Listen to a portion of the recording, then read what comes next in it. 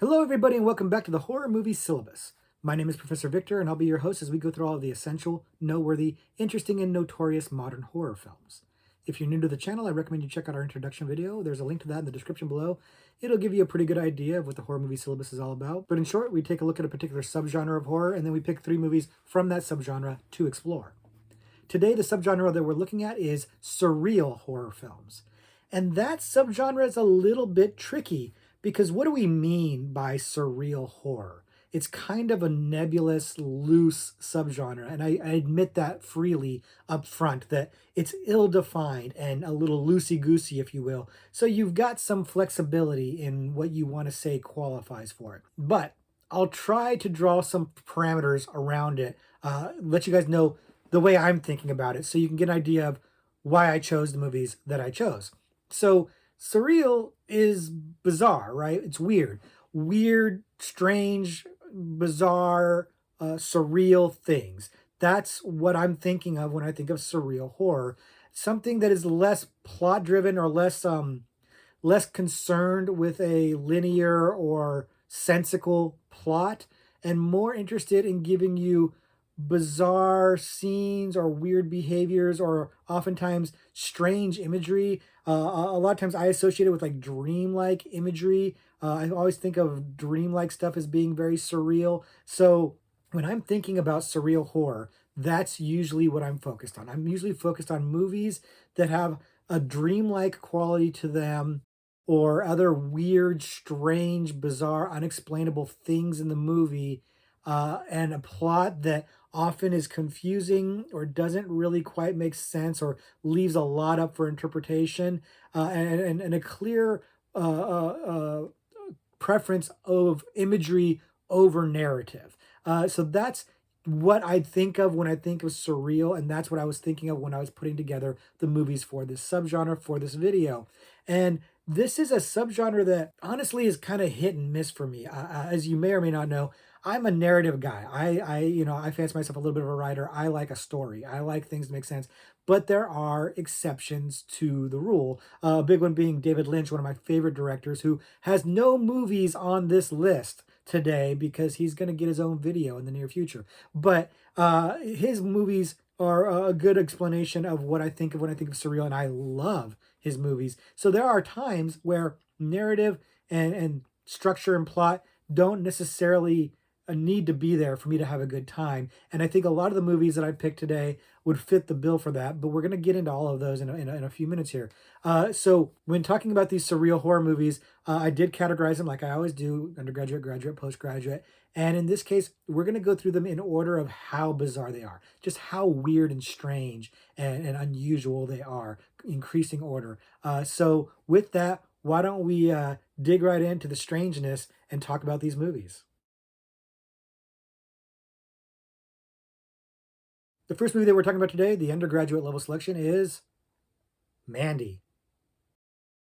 Mandy came out in 2018 and had a tremendous amount of buzz when it came out. Everybody really seemed to receive this movie very, very well. It was a standout performance by Nicolas Cage as the star, and it had people talking in a way that they honestly kind of seemed like they hadn't been talking about with regards to Nick Cage for quite some time. So it kind of revived his career a little bit, at least it kind of feels like it did. But it also was a movie that seemed to really surprise people and delivered something that was strange and unusual and not what people had expected in the best possible way. And I would agree with all of that, frankly. But if you haven't seen it before, the movie does star Nick Cage as a lumberjack who lives out in the middle of nowhere with his girlfriend, who is I think she's a writer, and I think a fantasy writer, and they run afoul of this strange religious cult who takes a shining to Nick Cage's girlfriend, whose name is Mandy, and wind up, well, doing some bad stuff to her and leaving him alive to deal with the ramifications of that. And his way he deals with it is to go out and seek revenge against this cult and the biker gang that they associate with, and hijinks abound, and it goes kind of crazy from there. But I'll be honest with you, the description that I'm giving you doesn't even really scratch the surface of Mandy. This movie is nuts. Now, when I tell you the plot synopsis, it sounds like a pretty straightforward revenge movie, and honestly, it could be a revenge movie. I could have put this in the revenge subgenre, and it would be appropriate. But that would just be selling this movie so short because the revenge plot almost just feels like just an excuse because this movie is heavy on the surreal imagery. Heavy. Now, this movie's directed by Panos Cosmatos, and I've only seen two movies of his. In fact, I think maybe he's only directed two features. But we're going to talk about both of them in this video today to give you an idea of what he's about. He seems like a surreal director. He seems kind of Lynchian in that sense, although his style seems very different from Lynch to me. He has that same idea of where the movie feels almost more like a painting. Like he's really more concerned about shot composition and color and an ethereal feel and mood and tone than he is about the narrative. And I think that's important for Mandy because I think that's what people responded to. If this had just been a straight revenge movie, Nick Cage going to get revenge, I think it would have been perfectly fine. People would have liked it, but I don't think it would have had the extreme buzz that it had. I think the style of this movie is what won people over. I think this was stuff that people just weren't used to seeing. And what was not exactly a mainstream movie, but was talked about as much as a mainstream horror movie would have been talked about. And I think it's because of Cosmatos' style, frankly. He really has this wonderful way of just taking an ordinary shot and making it feel like a nightmare shot. Like you're in somebody's nightmare. His use of color is clearly Argento influenced. It really does feel like a Dario Argento movie in the way the color is getting used, but very different in terms of the style. It's hard to explain it without you seeing it, and I've got some clips that you're seeing, of course, but it's really kind of unique and really wonderful. And what's interesting is again I've seen two of his movies, and I see themes coming through. He definitely has an affinity for fantasy, and it's very upfront in Mandy. Mandy is playing its fantasy love on its sleeve, and it's also he's also seemed to have an affinity for like heavy metal, both in terms of the music and the magazine slash cartoon. And that shows up in Mandy also very very clearly. And the movie is set, I think, in 1983, which is noteworthy, but we'll get into that in a couple of minutes. The movie is insane. The movie has this insane surrealism. It doesn't just have a biker gang. It has these biker gangs that are like mutants, and they look like monsters. They look like monsters. And there's a narrative explanation for it, but it doesn't really add up to what you're seeing. And some of the way things are seen, this prism that people are looking through, if you will, maybe it's drug induced or there's other potential narrative explanations for it, but it really doesn't care. It's really just showing you cool looking stuff, and it's really great. Now, when the movie shifts into revenge gear, which by the way takes a little while, it becomes a little bit more straightforward. Even though the imagery is still really weird, the narrative is much easier to follow. You know where the movie's going from that point on. I'd say like the first half of the movie, maybe a little bit more. It's really kind of hard to figure out if you don't know anything about it. It's really hard to figure out where this movie's going. It's very strange and it's languid. And that's one thing I'd say about Cosmatos is his direction is languid. He is in no hurry to get to where he's going. He's just going to show you this cool stuff. And you know what? If you're chill about it, you just go along for the ride. If you're somebody who's antsy and really wants to get the story going, this is going to be a bit of a slog for you because he's taken his time with the movie. Languid is the word that kept coming to mind. It's just slow paced in a good way. Very artsy and dreamlike and chill. Really something that you could probably take mind-altering substances and really trip out on this movie's first half. But then the second half would be a bad trip, man. So I'm not recommending that because the second half goes pretty bug nuts crazy. Nick Cage amps up to 11. He got a lot of praise for his performance, and very well deserved because he goes over the top and it fits this movie. It really takes this movie and shifts it into gear. Like I said, once that part happens, the movie moves. It moves really fast, really well. It's very entertaining, but it's going to take a while to get there. So if you're just interested in that, be warned that the beginning is going to be slow. But all of it winds up being this kind of crafty work of art, this wonderful exploration into dreamlike fantasy that is just Cosmatos' interest being just put front and center, just throwing it up on the screen unabashedly, and it works. And it obviously people really responded to it because it was a very popular movie. And again, I think probably because the narrative is there. There is a through line, even though it's a strange movie. It's got a lot of weird stuff going on.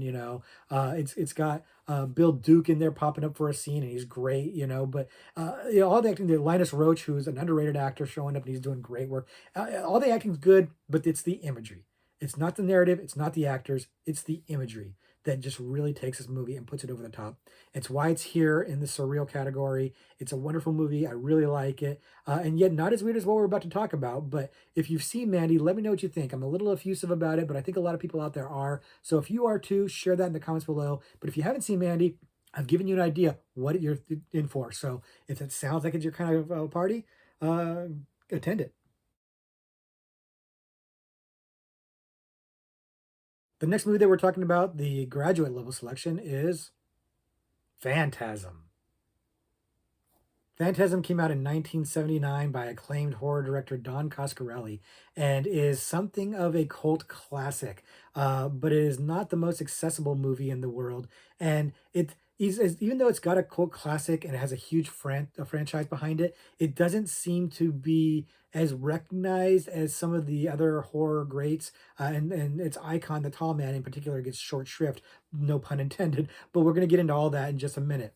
If you haven't seen it before, the movie is frankly hard to explain. It's a very strange plot, but essentially, a young boy finds that this mortician, who is known as the Tall Man, is enslaving dead people and turning them into Jawa looking slaves to do work on another planet or in another dimension. And he and his brother and their friend, an ice cream man, are trying to defeat this tall man. And of course, hijinks abound, as they always do. But in this case, the hijinks are only part of the movie because, as you could tell from that plot description, it is a bizarre movie, man. It's really, really strange. It's a hard movie to wrap your head around, and that is kind of by design. See, this movie is imagined as essentially kind of like a dream, or maybe better put, a nightmare, even though it's not. Don't come at me in the comments. I know it's not a dream. I'm not saying that. I'm saying it's meant to feel that way. And I think that if you understand that, you're going to have a better time. And I'm speaking from experience because the first time I saw this movie, I was in high school and I rented it. A few of us were getting together, having a little party, and my future girlfriend, who's no longer my girlfriend now, but we're still friends.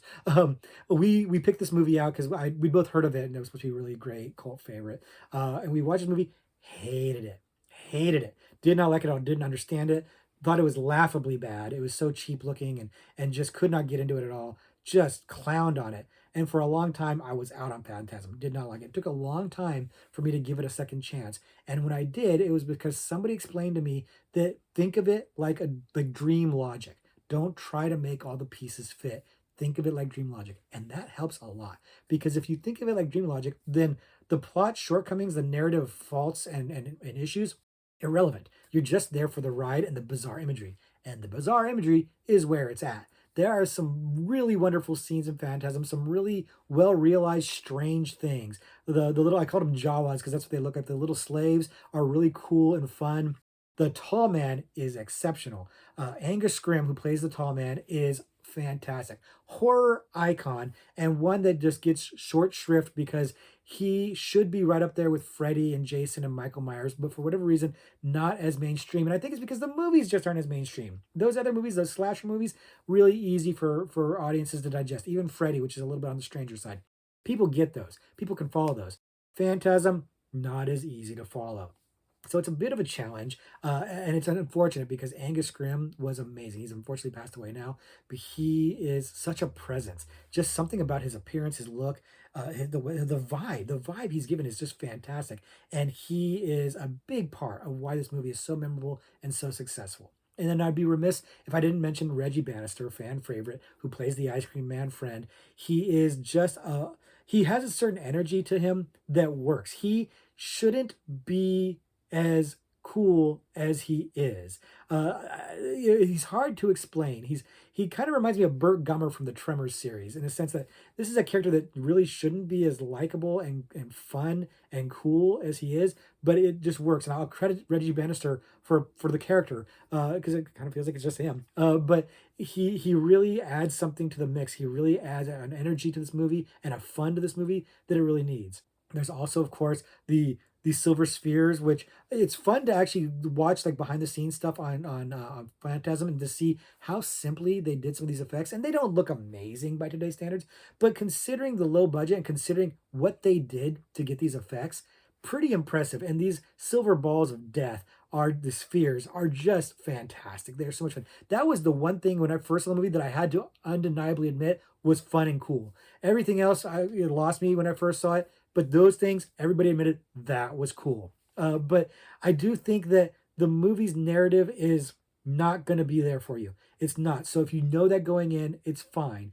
And the movie did build out a franchise on this. And the franchise is, for me, hit and miss. The narrative is, of course, all over the place. And again, once you know that, you're cool, you're good. And I think the movies try to flesh out the mythology a bit to varying degrees of success. Some of the movies I actually like, Phantasm 2 in particular is good. Some of them not as much. Diminishing returns, but not even diminishing returns because some are better than others. But it's a messy franchise, but it's not meant to be clean. And that's kind of what I'm saying with this is dream logic. You know, those dreams you have where suddenly you're in a place and you don't really know why, or you're doing something you wouldn't normally be doing, or somebody who's there shouldn't be there, but it doesn't seem strange at the time. That's what Phantasm is. At least that's the way I wrap my head around it. Now, it's open for interpretation. There's a lot of different interpretations you can have this. In fact, I'm not even 100% sure how much people agree on the origins of the tall man and what his plan is and everything like that. I think it's pretty well established, but I don't know that for sure because I haven't really dug into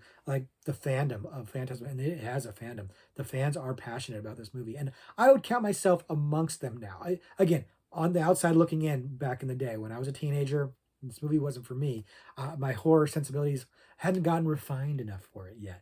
This movie is ambitious and again, low budget. And yeah, some of the acting is cheesy. Some of the low budget effects are a little cheesy, but admire the passion and the craftsmanship and just the sheer bonkersness of it. Coscarelli just doing something fresh and original, unlike anything you've ever seen. Just really its own thing, really nailing it in a way that works extremely well. I have a lot of praise for Phantasm that I didn't used to have.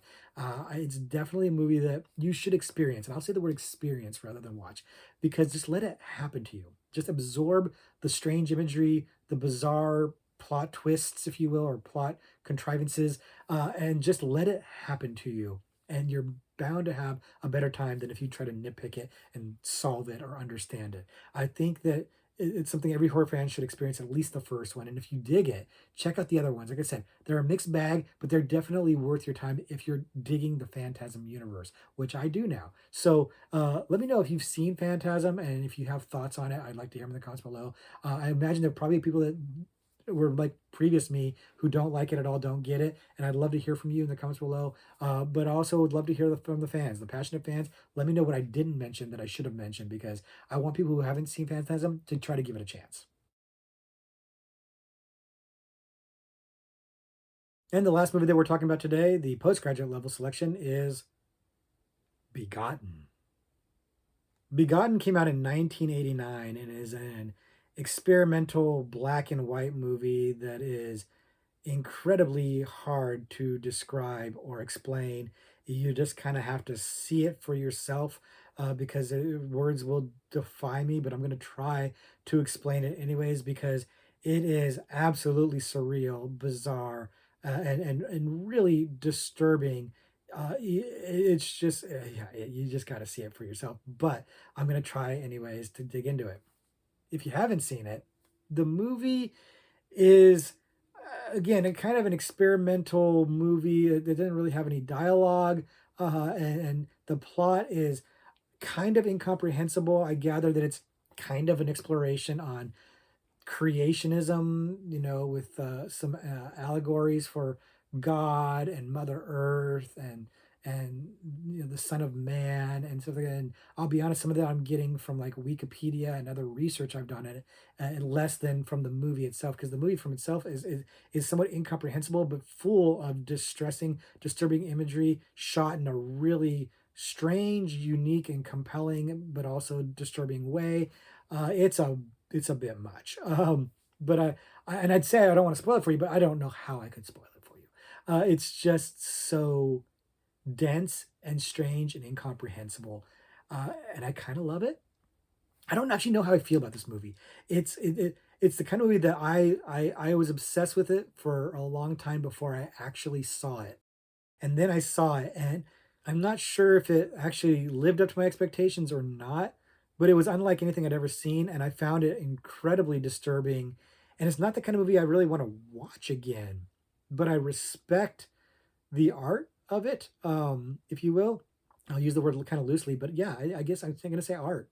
Uh, the movie's directed by E. Elias Meringe. I'm not quite sure I'm pronouncing his name, but he is the director of Shadow of the Vampire, which we have talked about before, is an excellent movie and much more straightforward, even though it's a strange movie and a really interesting, unique premise, much more straightforward and comprehensive than this movie. This movie feels very much like student film, very experimental, avant-garde, strange for the point of being strange, just really out there. But the director claims that he's trying to say something. And again, I've been doing the research. He has his thoughts about what his messages are. Whether or not he's successful in that, I don't know, because I didn't get any of this when I was watching it. But what I did get was a profound sense of disturbing discomfort, because the imagery in this is shocking.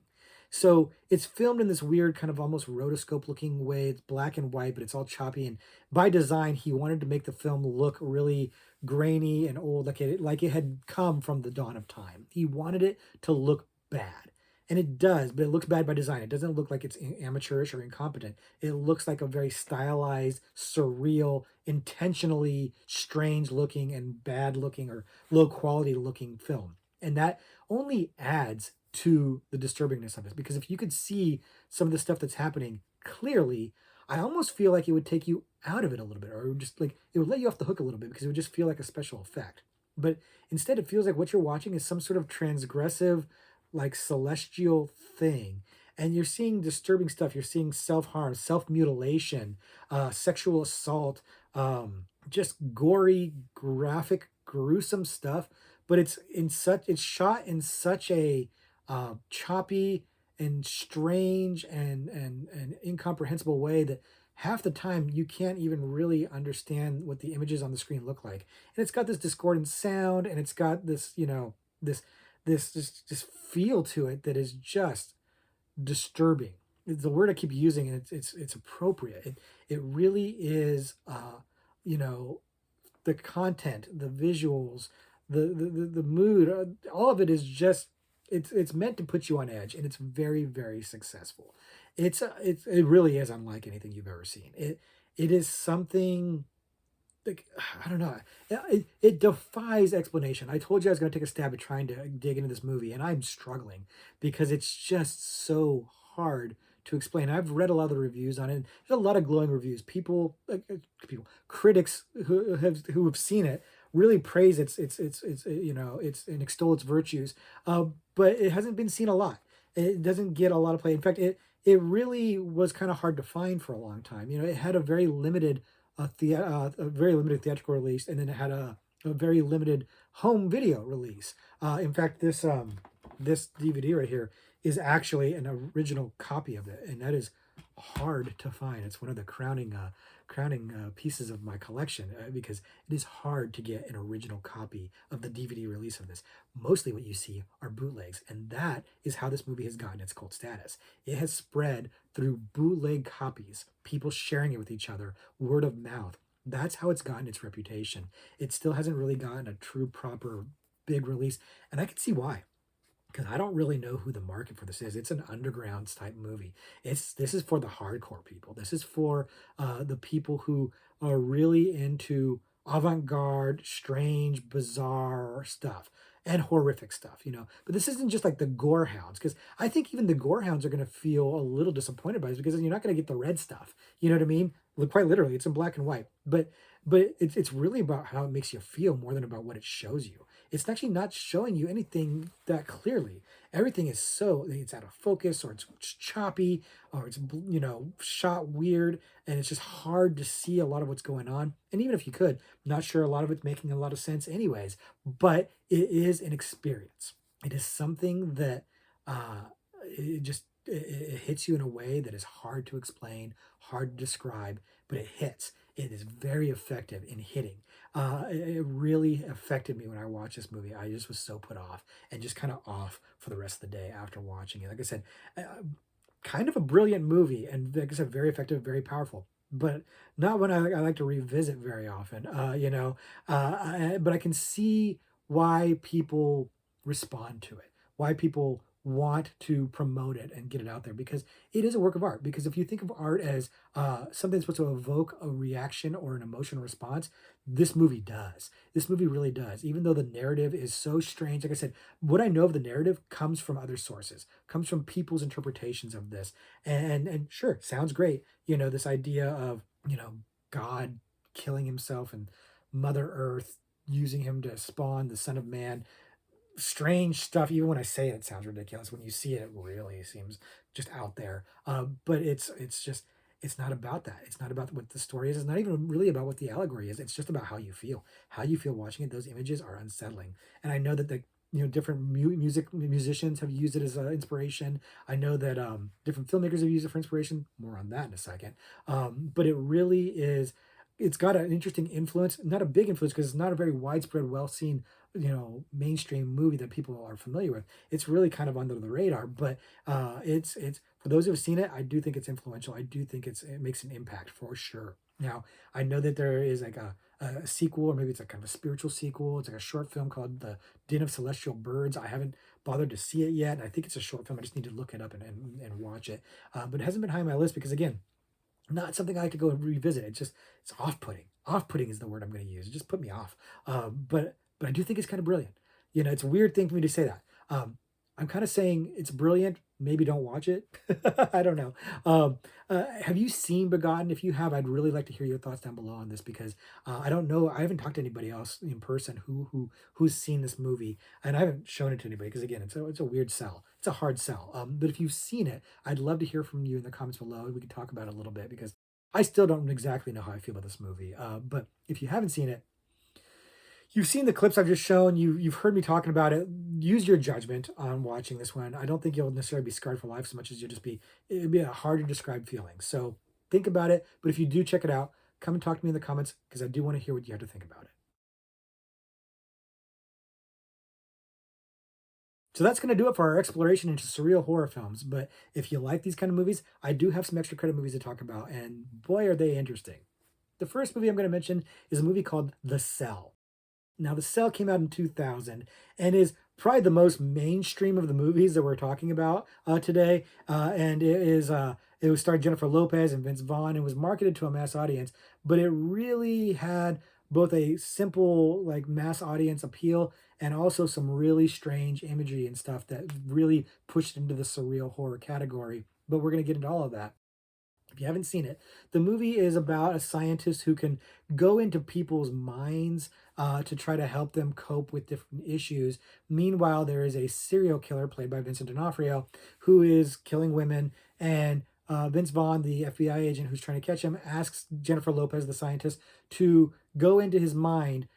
So go into the killer's mind so they can try to rescue this woman who has been kidnapped and they don't know where she is. And I'll leave it there so as to not spoil it for anybody. But really, the plot is kind of irrelevant. What this movie's about is visuals. The director is a man named Tarsim Singh, who did the REM Losing My Religion video. So if you've seen that, kind of the same imagery, same idea. The guy's got a certain style, and it's great.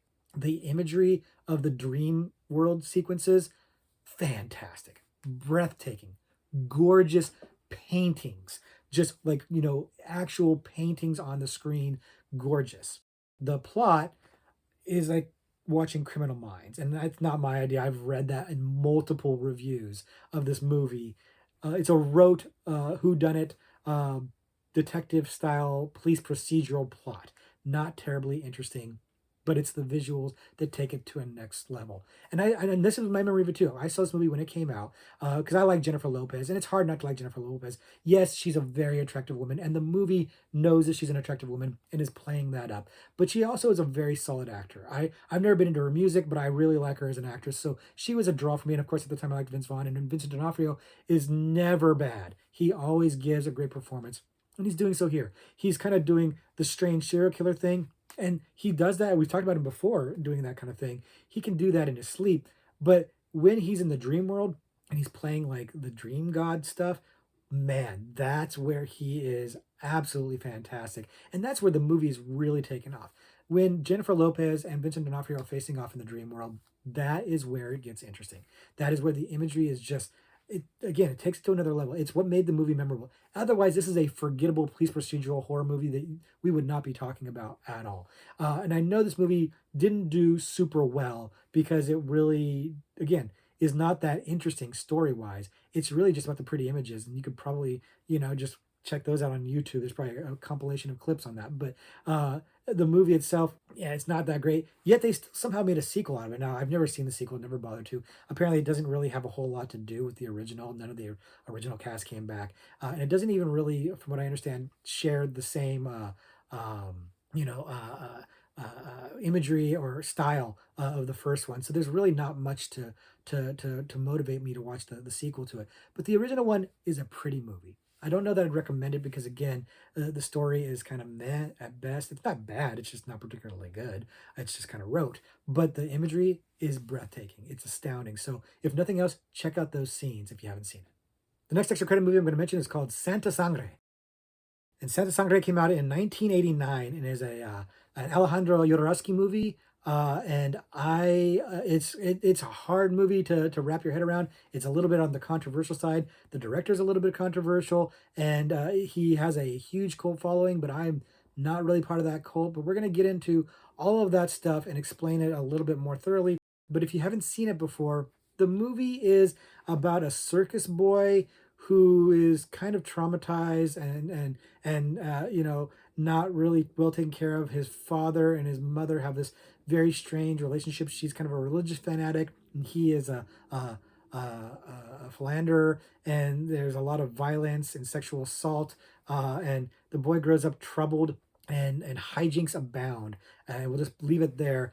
So as A, not spoil it for you, and B, to let me off the hook from trying to explain this movie, because narratively, like so many of these movies, it's a little hard to follow, a little hard to wrap your head around. This one tricks you into thinking it's got a strong narrative that's going to make some sense, but it really doesn't. It just keeps going off onto these side routes and putting bizarre imagery. It's much less dreamlike than like some of the other movies we've talked about, like Mandy, for example, or Begotten. It's really the movie doesn't have that dreamlike feel. The video, the footage, the cinematography, it all feels very straightforward. It's just bizarre stuff. Bizarre stuff is happening, and part of that's because it's set in a circus, and part of it is because it's a Jodorowsky film. And I've never really been a fan of his, and I haven't seen much of his works. I've seen El Topo, which is one of the big ones, and to me, people worship at the altar of Jodorowsky. I don't quite get it. I don't love the movie. Feels a little overrated to me. The director feels a little overrated to me. But that said, it's a crazy movie. And so there are parts of this movie that I really, really like because it just goes into some places and does some things that I just did not see coming. Really strange, really weird, but it also kind of feels like really strange and really weird for the sake of being really strange and really weird. And I gather that's a part of the director's appeal. People really like him for that, but I know he's also a little controversial from some of his viewpoints and some of the things he says, some of his viewpoints about filmmaking and about women and things like that. I'm not going to get into too much because it doesn't seem to affect this movie as much as it does some of his more well-known movies.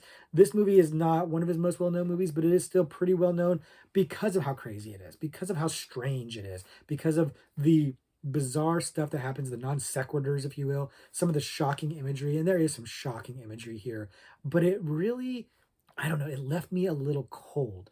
I didn't have a bad time watching this movie. I wasn't upset by it. I wasn't bored by it. I didn't, turn on it or anything like that. I just wish that it had, I don't know, something more. It felt more like it was just trying to shock me. It felt like a really artsy, higher quality trauma movie, if that makes sense. Really bizarre characters, random sexual violence, strange things that don't make a lot of sense, uh, weird gore stuff. Uh, just like bizarre, and it just didn't bizarre for the sake of being bizarre, but more artsy than that. And it feels a little bit pretentious because of that, if I'm being honest. Now, I know that Yoda Rescue fans are out there, and you're going to come at me for that. That's okay. Come at me in the comments. Explain to me what I'm missing about him and his movies, because again, I haven't seen all of them. Maybe I would watch, Holy Mountain and change my mind. I would have been interested in seeing his Dune. I know that Yoda Rescue's Dune is like a big thing that never happened. I would have been interested in that based on what I've seen of him. Like the weirdness of it would have really worked for some of Dune. I would have been really curious about that. But overall, I can't say I'm into the guy. I can't say that I'm into the movie that much.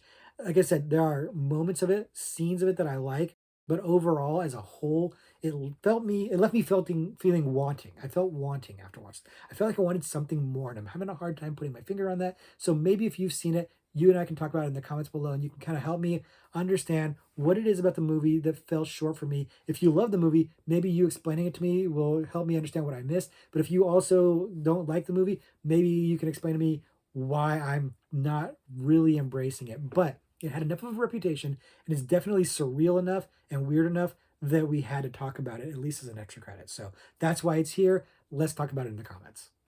And the last extra credit movie I'm going to talk about is a movie called Beyond the Black Rainbow.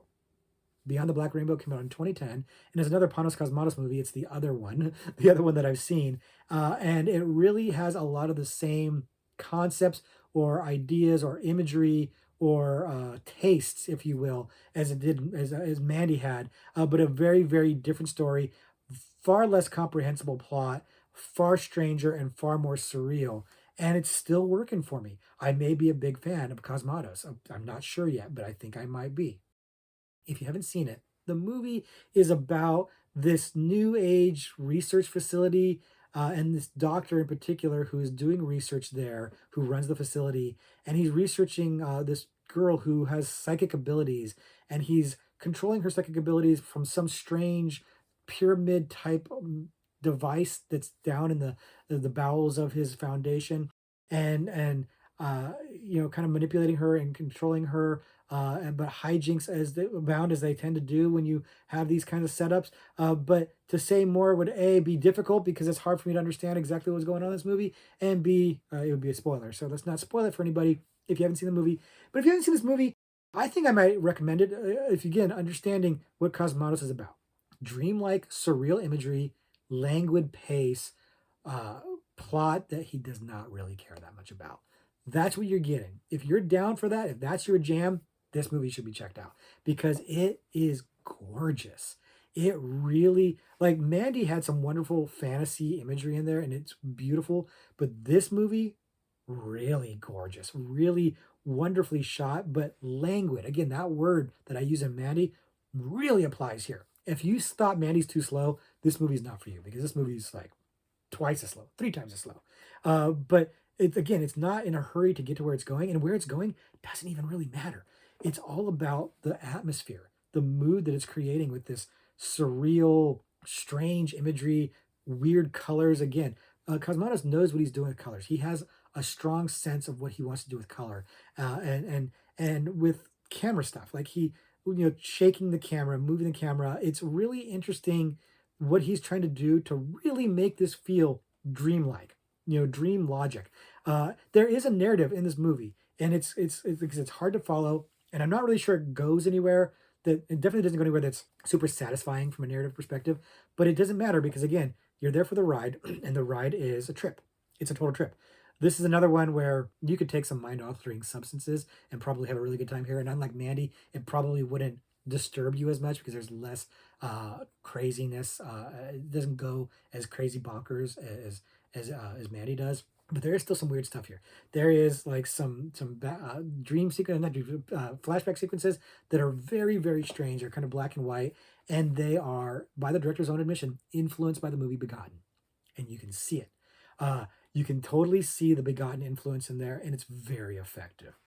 It's very effective, very unsettling, and again, pretty much a trip, and kind of a bad trip at that point. So again, uh, user beware if you're using drugs when you're trying to watch this movie, because it may not be as smooth a sailing as you think it's going to be. But I watched this movie sober, and I think it's great. I think it's wonderfully bizarre. It's arguably a little bit more sci-fi than horror, but some of the imagery definitely takes into the horror category, and it's definitely surreal. It is 100% surreal. Is it as surreal as Begotten? Of course not. Like, I don't know what it could be, but this movie is again, it's influenced by Begotten, and other things as well. And again, you can see Cosmatos' influences. You can see kind of like the musical influences. You can definitely see like the fantasy influences. And again, I think this is also set in 1983. So both of his movies set in 1983. Not sure what that's about. I read something about the name. The year had some significance to him, but I don't remember what it was. But I think it'd be fun if all of his movies take place in 1983. That would be really interesting and fun. And I am interested in what he does next, because I've seen two movies of his. Really liked both of them. They're both just really artistic and interesting, and fun to work to watch, and just defying your expectations and challenging you as a viewer, challenging your patience, to be honest with you, but also just challenging your mood, your thought process, because you're trying to wrap your head around a narrative, and he's telling you don't do that. Just again, go along with the flow, enjoy the ride, not unlike Phantasm. And I do think that if you enjoy the ride, you're going to have a good time with this one, because it's just, again, it's gorgeous. It's beautiful. The guy has an eye. He uses it really well. High recommend from a visual point of view. From a narrative point of view, buyer beware. But I'd be interested in hearing if any of you have seen that movie, what you think of it too. It's not exactly a well-known or high-profile movie, so maybe a lot of you haven't seen it. And if you haven't, maybe give it a shot. If you're down for, if you have the patience for a slow, languid movie that's, kind of going into some strange places, and it's just really about a weird trip of an image. If you really love that Stargate scene from 2001, check this movie out. If you hate that scene, don't bother. So that's going to do it for our exploration into the surreal horror subgenre. As you can see, these movies are a trip. They are really, honestly, probably not for everybody, but they are, by and large, for me. This is a hit and miss subgenre for me, but most of these movies I really liked. The Cell is kind of only average, and Santa Sangre was, it missed the mark for me. But most of these movies I actually think are worth your time. They're challenging. They're not the easiest things to do, but if you have the constitution and you have the wherewithal, I would say check these out, and then of course let me know what you think. But now's the time where we look at a horror trivia pursuit card, and I try to answer it live on camera. And I've got one right here, and I'll let you guys have a chance to answer it too. I'm gonna go with the gore and disturbing, because of movies like Begotten stand to reason that we'll go with gore disturbing. So the question is this: 2016's The Void was largely influenced by what H.P. Lovecraft novella?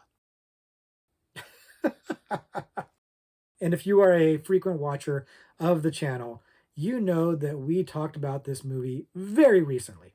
Very, very recently. We talked about Lovecraft very recently. And I am ashamed to admit I don't know the answer to this question. And it's weird to me, because I did the research on The Void because I was going to talk about it. And I know that it's not an adaptation of an H.P. Lovecraft novella. I know this. I know that it's not. But I didn't realize that it's supposedly heavily influenced by one particular H.P. Lovecraft novella. And so, because of that, I might have to take a guess. Now, the good news is I did some research on H.P. Lovecraft, so I know a lot of the works. I'm familiar with it right now. And so I have an idea of what I'm trying to figure out, what I'm trying to find. And so I have some thoughts. I'm not going to say them just yet, because I want to give you guys a chance to think about it and come up with an answer on your own if you don't know off the top of your head. But it's funny. It's funny how many of these questions are about The Void. I think even when I talked about The Void, I said how we had a couple of Trivia Pursuit questions about it. Whoever wrote these cards must really like The Void, and it's a great movie. I really love it. And we just talked about it recently. We just talked about Lovecraft Faces. So if you've watched that video, maybe you have a bit of an advantage here, because maybe you know what I talked about, and maybe one of them clicks for you. And I'm kind of wondering, is it one of the movies that was adapted, or one of the stories that was adapted in one of the movies we talked about? I'm not sure. So I'm going to kind of think it out. Hopefully I've given you guys enough time. I'm going to kind of think out loud for a second here. My first thought was, is it one of these other movies that we talked about? Like, is it From Beyond? And From Beyond is the one that I think of, because it has a similar idea of a doctor trying to get into another dimension and being willing to do experiments that would get him there. So it feels a little like that. And so that is kind of where my gut is going, is that maybe it's influenced by From Beyond. And so that's kind of where I'm leaning. But in the back of my head, I'm also going, there's all these other Lovecraft stories. And as you know, if you watch the video, I haven't read a lot of Lovecraft. So I don't know what some of his works are about.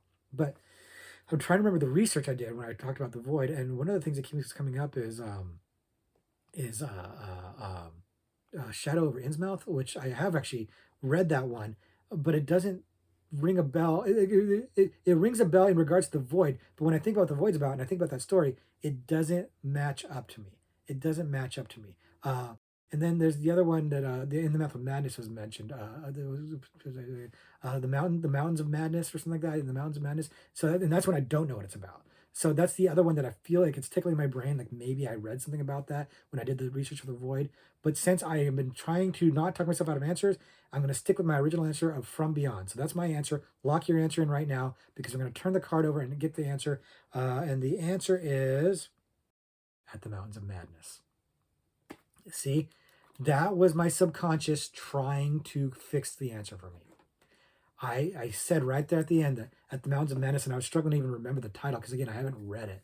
It was tickling my brain because like maybe I'd read that somewhere. So I must have read that when I did the research on the void. I must have mentioned somewhere that the filmmakers were influenced by that or something like that, and just never mentioned it in the video. Never really clicked or whatever because I knew the void was not an adaptation, whereas some of the other movies we talked about were. So missed this one, came close, missed it. What did you answer? Did you say From Beyond? Did you say Reanimator? What did you guys tie as the answer for this? Let me know in the comments below because I like to commiserate with you when I don't get it right.